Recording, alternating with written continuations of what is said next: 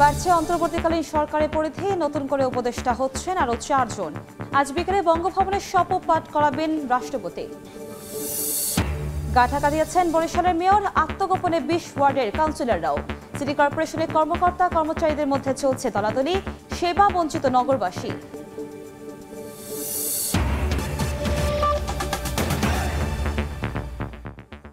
সময় সংবাদের সঙ্গে আছি আমি কনক আজাদ। বাড়ছে অন্তর্বর্তীকালীন সরকারের পরিধি, উপদেষ্টা হিসেবে নতুন করে আরও 4 জন যুক্ত হবেন বলে জানা গেছে। বৃহস্পতিবার বিকেলে রাষ্ট্রপতি প্রেস উইং জানায়, আজ বিকেল 4টায় বঙ্গভবনে শপথ পাঠ করাবেন রাষ্ট্রপতি মোহাম্মদ শাহাবুদ্দিন। তবে নতুন উপদেষ্টাদের নাম পরিচয় জানায়নি প্রেস উইং। সূত্রের মাধ্যমে পাওয়া তথ্য অনুযায়ী নতুন 4 উপদেষ্টা হতে পারেন ওয়াহিদউদ্দিন মাহমুদ, আলী ইমাম মজুমদার, অবসরপ্রাপ্ত লেফটেন্যান্ট জেনারেল জাহাঙ্গীর আলম ও ফাউজুল কবির খান। এর আগে 3 দফায় শপথ গ্রহণ করেন অন্তর্বর্তীকালীন সরকারের 17 উপদেষ্টা।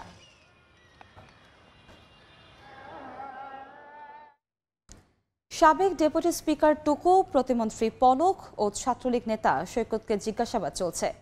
বৃহস্পতিবার তাদের 10 দিনের রিমান্ড মঞ্জুর করেন আদালত। শুনানিতে আইনজীবীরা বলেন, আসামিদের নির্দেশেই গুলি চালিয়ে হত্যা করা হয় আন্দোলনকারীদের। 10 দিনের পুলিশ রিমান্ড চাওয়ার পরে আদালতে প্রসিকিউশন পক্ষে এই রিমান্ড কেন হবে এই যৌক্তিকতা তুলে দেওয়ার পরে আদালত বিবেচনা করে তাদেরকে 10 দিনের রিমান্ড চাইছে, 10 দিনের রিমান্ডে। প্রতিমন্ত্রীর নির্দেশেই ইন্টারনেট বন্ধের পাশাপাশি হত্যাকাণ্ডে উস্কানি দেয়া হয় বলে জানান আইনজীবীরা।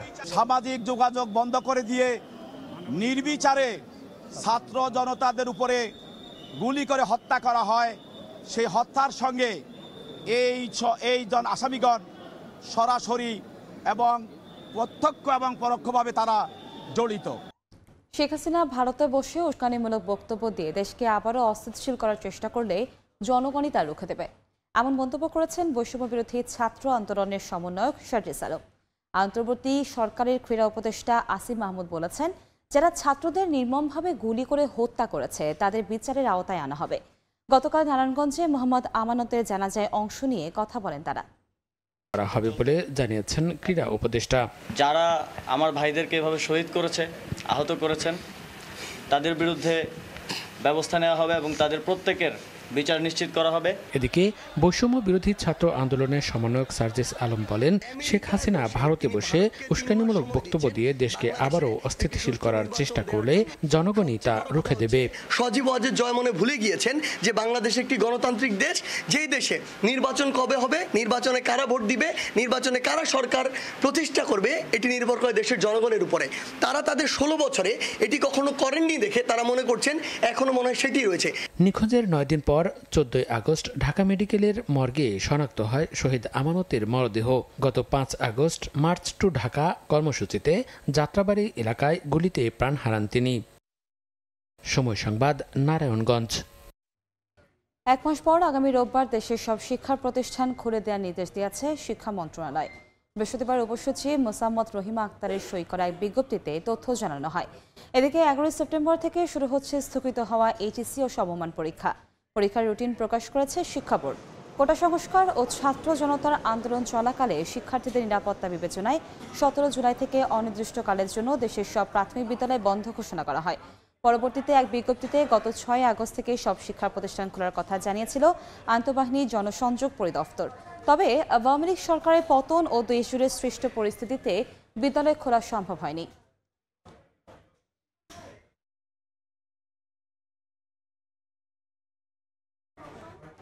ছাত্র আন্দোলনে নিহতদের স্মরণে বনানীতে চলছে বৃক্ষরোপণ কর্মসূচি। সেখানে আছেন রিপোর্টার চন্দ্রিমা চৌধুরী, আমরা সরাসরি যাচ্ছি তার কাছে। জুলাই জুড়ে যে ভয়াবহতা সৃষ্টি হয়েছিল সারা দেশ জুড়ে, তারই রূপরেখা অনুযায়ী সরকার পতন হলো এবং তারপরে সকলের চাহিদা অনুযায়ী আসলে ফিরে এলো বাংলার এক নতুন দিগন্তের সূর্য। এবং এরই মাধ্যমে কিন্তু এই আন্দোলনে কিন্তু প্রচুর ছাত্ররা যারা নিহত হয়েছেন তাদেরই স্মরণে আজ একটি ফেসবুক পোস্টের থেকে সূত্রপাত এবং তারপরেই এখানে জড়ো হয়েছেন প্রায় 40 জন মানুষ। নানান পেশার, এবং তারা সকলে মিলে সম্মিলিতভাবে কিন্তু এই যে যেই ছাত্ররা শহীদ হয়েছিলেন তাদের জন্য কিন্তু তারা বৃক্ষরোপণ করে যাচ্ছেন। এবং এই প্রত্যেকটি গাছের মধ্যে তারা যেটা করছেন যে যারা শহীদ হয়েছিলেন যে ছাত্ররা তাদের নামের একটি করে কার্ড তারা ঝুলে দিচ্ছেন। এবং এর মাধ্যমে তাদের সাথে আমরা কথা বলে যেটা জানতে পেরেছিলাম, তারা আমাদের বলছিলেন যে যারা শহীদ হয়েছে যেই সন্তানেরা বাংলার, তাদেরই উদ্দেশ্যে কিন্তু তারা এই বৃক্ষরোপণ করছেন। এবং এই গাছগুলো কিন্তু সবগুলোই ঔষধি গাছ। গাছের নাম সোনালু গাছ। এটি একটি প্রায় বিলুপ্ত প্রায় গাছ, যেটা তারা এই নগরের বিভিন্ন স্থানে বনানী থেকে শুরু করে এখন তারা গুলশান 2 পর্যন্ত চলে এসেছে। তারা এটা লাগিয়ে যাচ্ছেন এবং বলছিলেন যে 1 থেকে 2 বছর যদি গাছগুলো বড় হওয়ার বেড়ে ওঠার সময় পায় তাহলে প্রকৃতিতে তারা যেভাবে অবদান রাখতে পারবে, একই সাথে কিন্তু এই গাছগুলো আমাদের পরিবেশের এবং শহরের সৌন্দর্য বর্ধনেও কিন্তু কাজে লাগবে।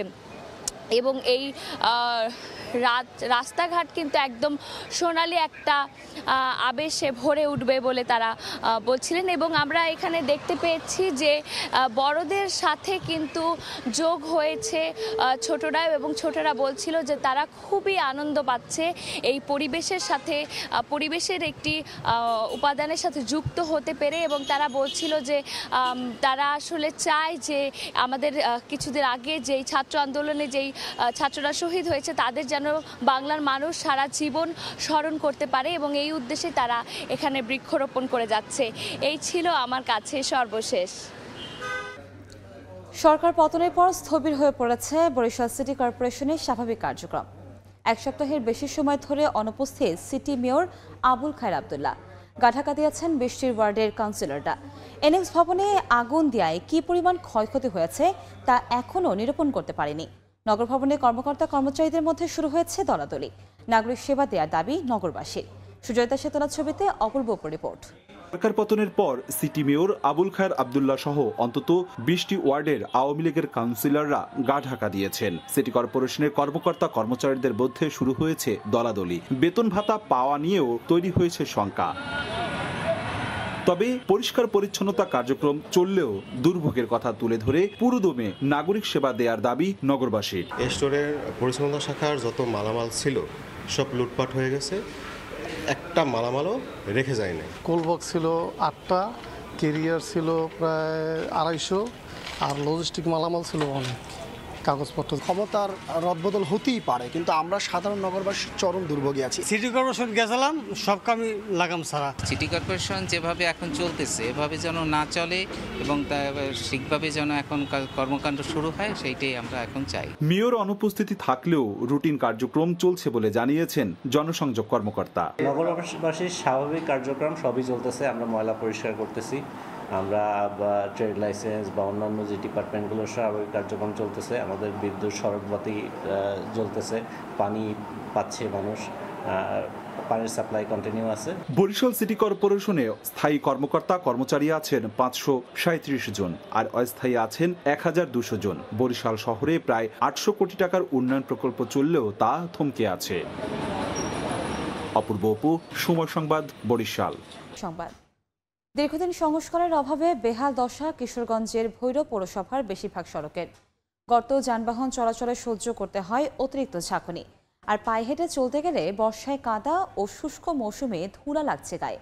এতে চরম ভোগান্তিতে পৌরবাসী। পৌর কর্তৃপক্ষ বলছে নতুন প্রকল্প পাশ হলেই শুরু হবে সংস্কার কাজ। মোহাম্মদ ফজলুর রহমানের পাঠানো তথ্য ও ছবি নিয়ে রিপোর্ট। খানাখন্দে ভরা সড়কে ঝুঁকি নিয়ে চলছে যানবাহন। সামান্য বৃষ্টিতেই সৃষ্টি হয়েছে জলাবদ্ধতা। কিশোরগঞ্জের ভৈরব পৌরসভার বেশিরভাগ সড়কের বেহাল দশা। দীর্ঘদিন সংস্কার না হওয়ায় ছোট বড় গর্ত তৈরি হয়েছে সড়কে। এ কারণে একদিকে যানবাহন চলাচলে সহ্য করতে হচ্ছে অতিরিক্ত ঝাঁকুনি, অন্যদিকে পায়ে হেঁটে চলতে গেলে বর্ষায় কাদা ও শুষ্ক মৌসুমে ধুলা লাগছে গায়ে। যানবাহনের যন্ত্রাংশ নষ্ট হওয়ার পাশাপাশি প্রায়ই ঘটছে দুর্ঘটনা। এ অবস্থায় কয়েকটি সড়কে সংস্কার কাজ শুরু হলেও শেষ না করেই ফেলে রাখা হয়েছে। এতে চরম ভোগান্তিতে পড়েছেন পৌরবাসী। এলাকাবাসী। ভৈরবের একটা রাস্তাও ভালো নাই, এইভাবে এই দিক দিয়ে আসা করলে আমাদের গাড়ির সমস্যা বা আমাদের গাড়ির ক্ষতি করা হয়। ড্রেনের পানি, কুয়ার পানি ভাঙ্গা, হ্যাঁ, মানুষ চলাফেরা করে। মেয়র সাহেব এই দিক দিয়ে আসে যাওয়া করে, তারপর ওইগুলি দেখাও দেখে না। মেয়র সাহেবের কাছে আবেদন যে আমরা এই রাস্তাটা পুনরায় ভালো করে বানানো হোক। পৌর কর্তৃপক্ষ বলছে সড়ক ও ড্রেন সংস্কারে 12 কোটি টাকার ডিপিপি পাঠানো হয়েছে। প্রকল্প পাশ হলেই শুরু হবে সংস্কার কাজ। বড় বড় যে রাস্তাগুলি আছে ওইগুলি আমাদের নতুন একটা প্রজেক্ট হয়েছে, যেটা হলো ইউআইজিপি প্রজেক্ট। ওই প্রজেক্টের কাজ ইতিমধ্যে শুরু হয়েছে, এটা হয়তো আগামী মাসে টেন্ডার হবে। ভৈরব পৌরসভায় 64 কিলোমিটার সড়ক রয়েছে। সময় সংবাদ, ভৈরব।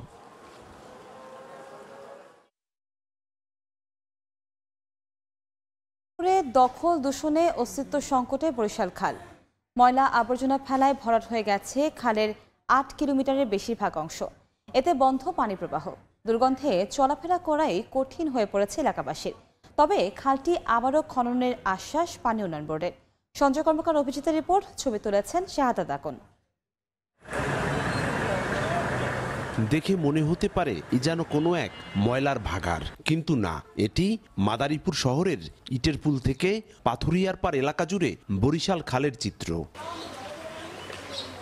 ব্যবসা বাণিজ্যের প্রয়োজনে শহর থেকে সরাসরি নৌপথে বরিশাল যাতায়াত করতে হতো স্থানীয়দের। এজন্য এটির নাম হয় বরিশাল খাল। কিন্তু 8 কিলোমিটার দৈর্ঘ্য খালটি দখল আর দূষণে ভরাট হয়ে গেছে বেশিরভাগ অংশ। যাও আছে তাও আবার আশপাশের লোকজন ময়লা আর আবর্জনা ফেলায় ছড়াচ্ছে দুর্গন্ধ, বাড়ছে রোগবালাই, বন্ধ হয়ে গেছে পানি প্রবাহ। পানি না থাকায় খালের ভেতর অনেকেই ধানের চারাও রোপণ করেছেন, কোথাও আবার বাদ দিয়ে বন্ধ করা হয়েছে পানি প্রবাহ। এমন অবস্থায় পানি সংকটে দেয়া যাচ্ছে না সেচ, এতে ক্ষুব্ধ স্থানীয়রা। এমন দুর্গন্ধ অবস্থা এলাকার রাস্তা দিয়ে আমরা হাঁটতে পারি না। মশার কারণে মানুষ আরো বিষাক্ত হয়ে যাচ্ছে, অসুখ বিসুখ ছড়াই যাইতেছে। এই খালটাকে সংস্কার করলে কিংবা খালটাকে ভালো করলে আমাদের যাতায়াতে সুবিধা হয়। আশা করি যে এই খালটা যেন পরিষ্কার পরিচ্ছন্নতা থাকে এবং এই খাল দিয়ে আগের মতো সেই থই পানি আসে। খালটির মালিকানা জেলা পরিষদ হলেও এ ব্যাপারে কথা বলতে রাজি নন কর্মকর্তারা। আর পানি উন্নয়ন বোর্ডের নির্বাহী প্রকৌশলী জানান, জেলা পরিষদ থেকে খননের একটি চিঠি পেলেই নেওয়া হবে উদ্যোগ। খালটা মূলত আসলে জেলা পরিষদের খাল। যদি জেলা পরিষদ থেকে আমাদের কাছে ডিউ লেটার দেয় যে এটাকে আপনারা খনন করে দেন, আমরা উদ্বোধন কর্তৃপক্ষের কাছে পাঠাবো, প্রশাসনিক অনুমোদন বরাদ্দ পাওয়া সাপেক্ষে আমরা খনন করে দেবো। 2019 সালে জেলা প্রশাসন, পানি উন্নয়ন বোর্ড, সড়ক বিভাগ ও এলজিইডির যৌথ উদ্যোগে খালের দুই পারে গড়ে ওঠা অবৈধ স্থাপনা উচ্ছেদ করা হয়। পাশাপাশি খালের মধ্যে থাকা ময়লা আবর্জনা ও কচুরিপানাও পরিষ্কার করা হয়। তবে ওই সময় খালটি খননের উদ্যোগ নেওয়া হলেও অদৃশ্য কারণেই তা বন্ধ হয়ে যায়। 2 যুগ আগেও এই খাল দিয়ে চলাচল করত বড় বড় নৌযান। কালের বিবর্তনে সেটি আজ অস্তিত্ব সংকটে। শিগগিরই খালটি পুনরুদ্ধার করে প্রয়োজনীয় পদক্ষেপ নেওয়ার দাবি এলাকাবাসী ও পরিবেশবিদদের। সঞ্জয় কর্মকার, অভিজিৎ, সময় সংবাদ, মাদারীপুর। দেখছেন সময় সংবাদ।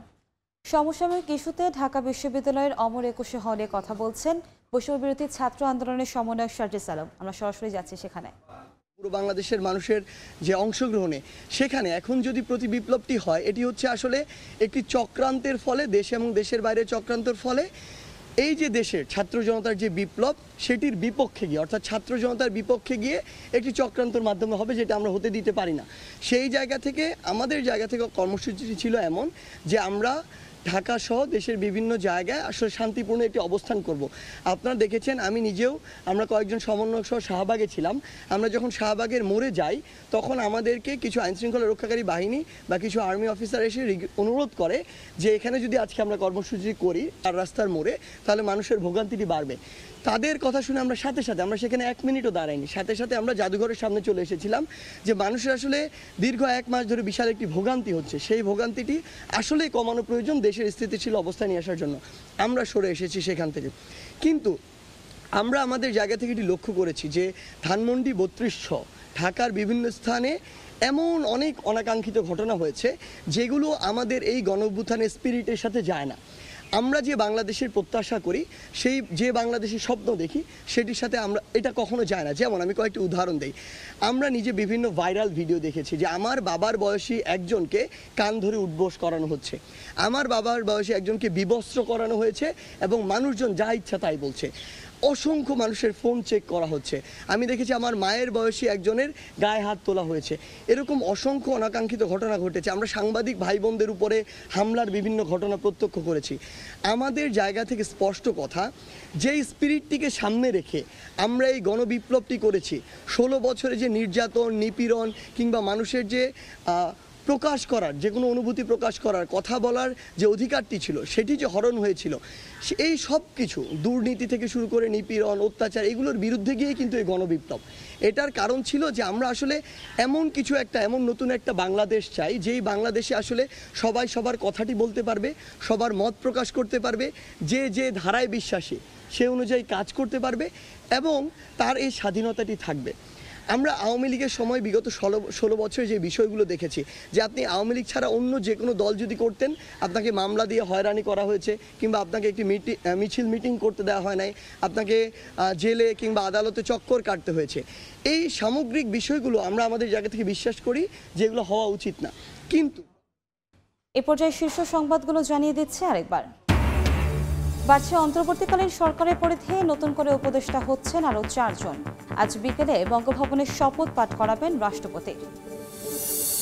এবং গা ঢাকা দিয়েছেন বরিশালের মেয়র, আত্মগোপনে 20 ওয়ার্ডের কাউন্সিলররাও। সিটি কর্পোরেশনের কর্মকর্তা কর্মচারীদের মধ্যে চলছে দলাদলি, সেবা বঞ্চিত নগরবাসী।